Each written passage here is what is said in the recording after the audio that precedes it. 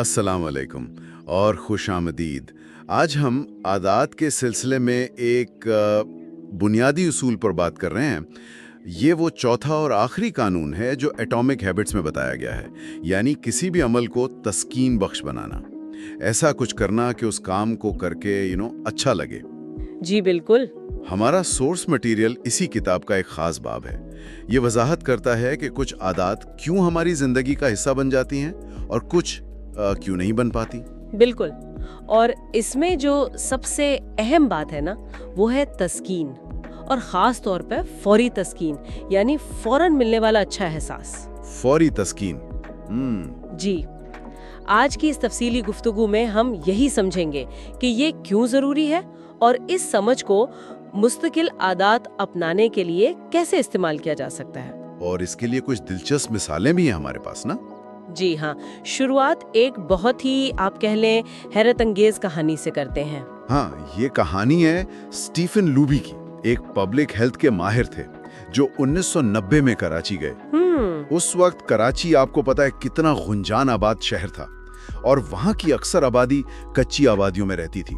صفائی ستھرائی کا نظام وہ اتنا اچھا نہیں تھا، صاف پانی کی کمی۔ جی، اور بیماریاں بہت عام تھی وہاں۔ ہاں، تو لوبی اور ان کی ٹیم نے یہ محسوس کیا کہ صرف ہاتھ دھونے جیسی معمولی سی عادت سے صحت پر کتنا بڑا فرق پڑ سکتا ہے۔ بالکل۔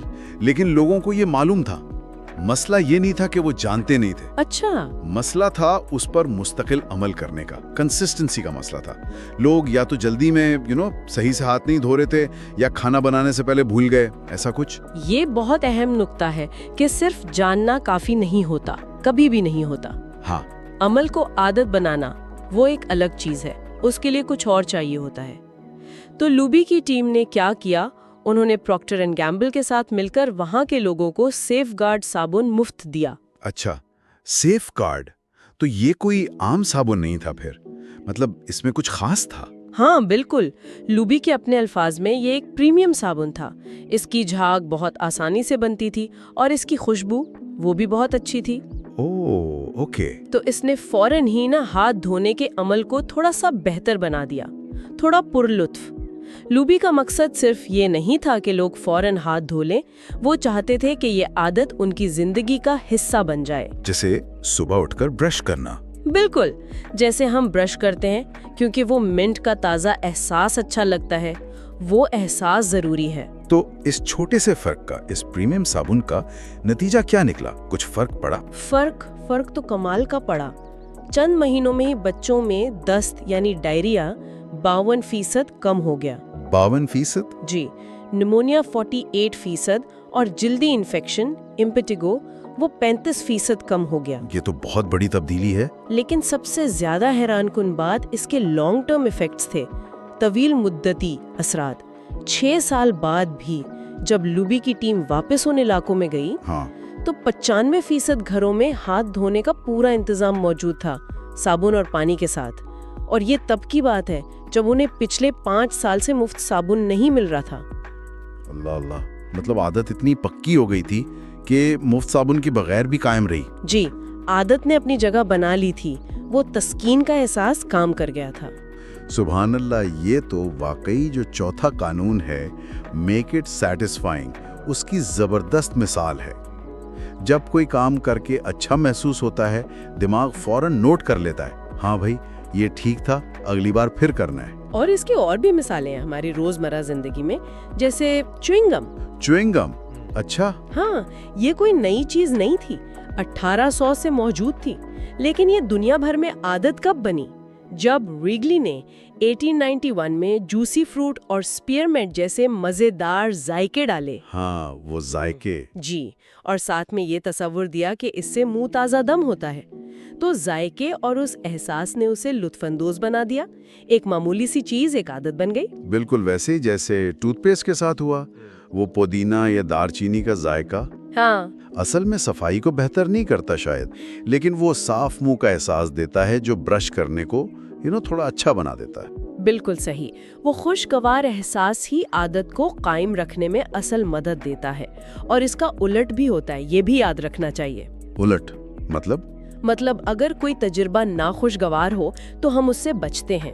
ایک کہانی ہے، شاید جیمز کلیئر نے ہی لکھی ہے، ایک خاتون کی جو اپنے ایک رشتہ دار سے، جو کہ تھوڑا خود پسند تھا، نارسسسٹ، جی اس ٹائپ کا، تو وہ ان سے بہت تنگ تھیں۔ انہوں نے اس سے پیچھا چھڑانے کے لیے کیا کیا کہ جب بھی وہ ملتا یہ بالکل بور، بالکل غیر دلچسپ بن کر رہتی تھیں، کوئی جذبات نہیں، کوئی جوش نہیں۔ اچھا، انٹرسٹنگ۔ تو اس سے کیا ہوا یہ کہ بس چند ملاقاتوں کے بعد وہ رشتہ دار خود ہی ان سے کترانے لگا، کیونکہ اسے وہ خاتون بہت بورنگ لگنے لگی تھی۔ ہاں، کمال کی حکمت عملی ہے۔ جی، تو ناخوشگوار تجربہ اس رشتہ دار کو دور لے گیا، تسکین نہیں ملی تو رابطہ ٹوٹ گیا۔ تو یہ ساری مثالیں، صابن، چوئنگم، ٹوتھ پیسٹ، یہ بور کرنے والی خاتون، یہ سب ایک ہی بنیادی اصول کی طرف اشارہ کر رہی ہیں۔ بالکل، کہ جس چیز کا انعام ملتا ہے وہ دہرائی جاتی ہے، اور جس چیز کی سزا ملتی ہے اس سے بچا جاتا ہے۔ بہت سمپل۔ مثبت احساسات عادات کو مضبوط کرتے ہیں، منفی احساسات انہیں کمزور کرتے ہیں۔ تو ہم نے پہلے 3 قوانین دیکھے تھے، اسے واضح کرنا، پرکشش بنانا، آسان بنانا۔ وہ اس بات کا امکان بڑھاتے ہیں کہ ہم وہ کام ابھی کریں گے اس وقت۔ جی، لیکن یہ چوتھا قانون، اسے تسکین بخش بنانا، یہ انشور کرتا ہے کہ ہم وہ کام اگلی بار بھی دہرائیں گے۔ یہ عادت کے پورے سائیکل کو مکمل کرتا ہے۔ بالکل۔ لیکن یہاں ایک اور تھوڑی سی پیچیدگی ہے، ایک ٹوسٹ ہے۔ اچھا، وہ کیا ہے؟ ہم صرف کسی بھی قسم کی تسکین نہیں ڈھونڈ رہے ہوتے۔ ہماری فطرت، ہمارا دماغ، وہ فوری تسکین کی طرف زیادہ میلان رکھتا ہے، امیجیٹ گریٹیفیکیشن۔ فوری تسکین مطلب فوراً ملنے والا مزہ یا راحت، وہ زیادہ امپورٹنٹ ہے؟ ہاں، ہمارا دماغ ہزاروں سال میں ایوالو ہوا ہے، ٹھیک؟ ہمارے جو آباء و اجداد تھے ان کے لیے فوری خطرات اور فوری ضروریات اہم تھیں۔ شکار کرنا تھا، شکاری سے بچنا تھا، موسم سے نپٹنا تھا۔ صحیح۔ ان کے لیے فوری نتائج ہی سب کچھ تھے۔ ان کا ماحول فوری واپسی والا تھا، جو کیا اس کا نتیجہ فوراً سامنے۔ اور آج کا ماحول تو بالکل مختلف ہے۔ ہم کام کرتے ہیں، تنخواہ ہفتوں بعد ملتی ہے، آج ایکسرسائز شروع کرتے ہیں، صحت پر اثر مہینوں بعد نظر آتا ہے۔ ہاں، آج پیسہ بچاتے ہیں، اس کا فائدہ تو شاید سالوں، دہائیوں بعد ملتا ہے۔ یہ تو تاخیر شدہ واپسی والا ماحول ہے، ڈیلیڈ ریٹرن۔ بالکل۔ لیکن پرابلم یہ ہے کہ ہمارا دماغ جو پچھلے کہہ لیں 2 لاکھ سال میں زیادہ نہیں بدلا، وہ ابھی بھی اس پرانے فوری واپسی والے سسٹم پر چل رہا ہے۔ اچھا، اسے سائیکالوجی میں ٹائم انکنسسٹنسی کہتے ہیں۔ ہم مستقبل کے مقابلے میں حال کو، پریزنٹ کو بہت زیادہ اہمیت دیتے ہیں۔ ہم آج کے چھوٹے سے مزے کے لیے کل کے بڑے فائدے کو قربان کر دیتے ہیں اکثر۔ اچھا، تو اس لیے بری عادتیں اتنی آسانی سے لگ جاتی ہیں اور پکی ہو جاتی ہیں۔ سگریٹ پینے کا فوری فائدہ شاید سٹریس کم ہونا، زیادہ کھانے کا فوری فائدہ فوراً لذت۔ جی ہاں، لیکن جو ان کے منفی نتائج ہیں، بیماری، موٹاپا، وہ تو بہت بعد میں آتے ہیں، فوراً نہیں۔ بالکل صحیح پکڑا آپ نے۔ اور اچھی عادت کے ساتھ اس کا بالکل الٹ ہے۔ قیمت محنت کرنی ہے، پرہیز کرنا ہے، وہ فوراً ادا کرنی پڑتی ہے، ابھی۔ ہاں، ایفرٹ ابھی لگتا ہے۔ اور فائدہ، صحت، علم، پیسہ وہ دیر سے ملتا ہے۔ ایک فرینچ ماہر معیشیات تھے، فیڈرک بیسٹیٹ۔ انہوں نے برسوں پہلے کہا تھا کہ اکثر جب فوری نتیجہ اچھا ہوتا ہے تو انجام برا ہوتا ہے، اور جب فوری نتیجہ مشکل یا تکلیف دہ ہوتا ہے تو انجام بہتر ہوتا ہے۔ واہ، سیدھی سی بات یہ ہے کہ اچھی عادت کی قیمت حال میں دینی پڑتی ہے اور بری عادت کی قیمت مستقبل میں۔ ایگزیکٹلی۔ اور ہمارا دماغ وہ حال کو ترجیح دیتا ہے۔ فیصلے کے وقت فوراً ملنے والی تسکین اکثر جیت جاتی ہے۔ ہم اپنے فیوچر سیلف یعنی مستقبل کی ذات کی نہیں سنتے، ہم اپنے پریزنٹ سیلف حال کی ذات کی سنتے ہیں، جو بس آرام، مزہ اور فوری تسکین چاہتا ہے۔ تو اس سب کو سمیٹیں تو ہم رویے کی تبدیلی کے بنیادی اصول کو تھوڑا اپڈیٹ کر سکتے ہیں۔ جس چیز کا فوراً انعام ملتا ہے وہ دہرائی جاتی ہے، اور جس چیز کی فوراً سزا ملتی ہے اس سے بچا جاتا ہے۔ یہ فوراً والا لفظ یہ بہت بہت اہم ہے۔ یہ جو فوری تسکین کی طرف ہمارا جھکاؤ ہے، یہ اصل میں شاید کامیابی کے بارے میں بھی کچھ بتاتا ہے۔ مطلب اگر اکثر لوگ فوری لذتوں کے پیچھے ہی جا رہے ہیں، تو جو لوگ صبر کر سکتے ہیں، جو تاخیر شدہ انعام کا انتظار کر سکتے ہیں، ان کے لیے مقابلہ کم ہو جاتا ہے اور شاید انعام بھی بڑا ہوتا ہے۔ ریسرچ بھی شاید یہی کہتی ہے نا؟ ہاں بالکل، تحقیق تو بالکل یہی بتاتی ہے۔ جو لوگ तस्कीन को मुलतवी कर सकते हैं, डिले कर सकते हैं, वो ज़िंदगी के कई शोबों में बेहतर कारकर्दगी दिखाते हैं। उनके मसलन तालीमी नताइज बेहतर होते हैं, जैसे अमेरिका में SAT स्कोर्स होते हैं कॉलेज के लिए, वो बेहतर होते हैं। नशे या मोटापे के ख़तरा उनमें कम होता है, वो स्ट्रेस को बेहतर तरीके से हैंडल कर पाते हैं। हम सब ये देखते हैं अपनी ज़िंदगी में, अगर TV देखने के बजाय होमवर्क कर लिया जाए तो जाहिर है ग्रेड्स बेहतर आते हैं। लेकिन ये कहना जितना आसान है, करना उतना ही मुश्किल है। फैसले के वक्त जब वो टीवी सामने हो और होमवर्क भी, तो ये सब ताखीरशुदा इनाम याद नहीं रहता। तो क्या इसका कोई हल है? क्या हम अपनी इस फितरत के खिलाफ जा सकते हैं? देखें, फितरत के खिलाफ जाना तो हमेशा मुश्किल होता है, लेकिन हम फितरत के साथ काम कर सकते हैं, उसे समझकर इस्तेमाल कर सकते हैं। कैसे? सबसे बेहतरीन तरीका यह है कि हम उन अच्छी आदत में जिनका फ़ायदा देर से मिलता है थोड़ी सी फौरी खुशी शामिल कर दें, और उन बुरी आदत में जिनका नुकसान देर से होता है थोड़ा सा फौरी दर्द या नाखुशगवारी शामिल कर दें। अच्छा, मतलब अच्छी आदत के फौरन बाद खुद को कोई छोटा सा इनाम देना, इस तरह की चीज़? हाँ बिल्कुल। किसी भी आदत को पक्का करने के लिए ख़ास तौर पर शुरू में कामयाबी का एहसास बहुत ज़रूरी है, चाहे वो कितना ही मामूली क्यों ना हो। ये एहसास आपके दिमाग को बताता है कि भाई मेहनत रायगान नहीं जा रही, कुछ हो रहा है। क्योंकि अच्छी आदतें शुरू में अक्सर सिर्फ कुर्बानी लगती हैं। जिम जाओ लेकिन फौरन ताकतवर महसूस नहीं करते। सही बात है।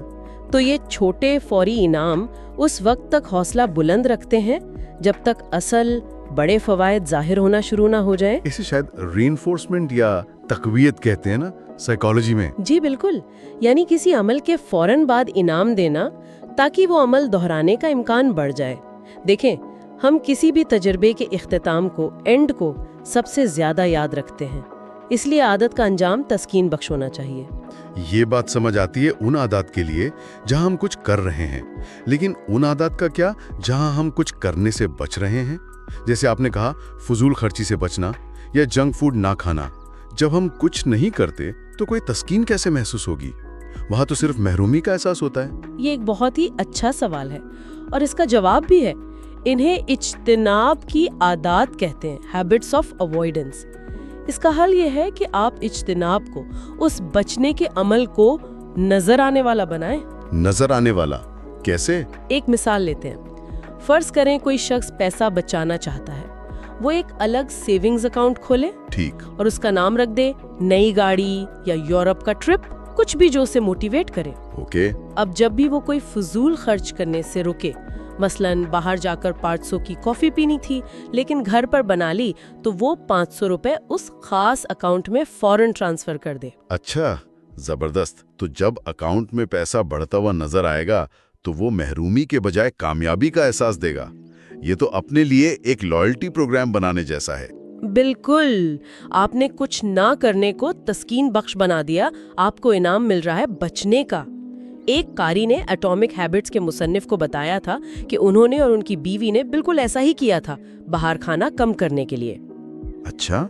अकाउंट का नाम रखा यूरोप ट्रिप। जब भी बाहर खाने के बजाय घर पर खाना पकाते, $50 उस अकाउंट में डाल देते। साल के आखिर में जो रकम जमा हुई उससे वो वाकई यूरोप की छुट्टियां मनाकर आए। वाह, ये तो बहुत प्रैक्टिकल तरीका है। लेकिन यहाँ शायद इनाम के इंतखाब में भी एहतियात जरूरी है ना? ऐसा ना हो कि जो इनाम हम चुने वो असल मकसद के ही खिलाफ चला जाए।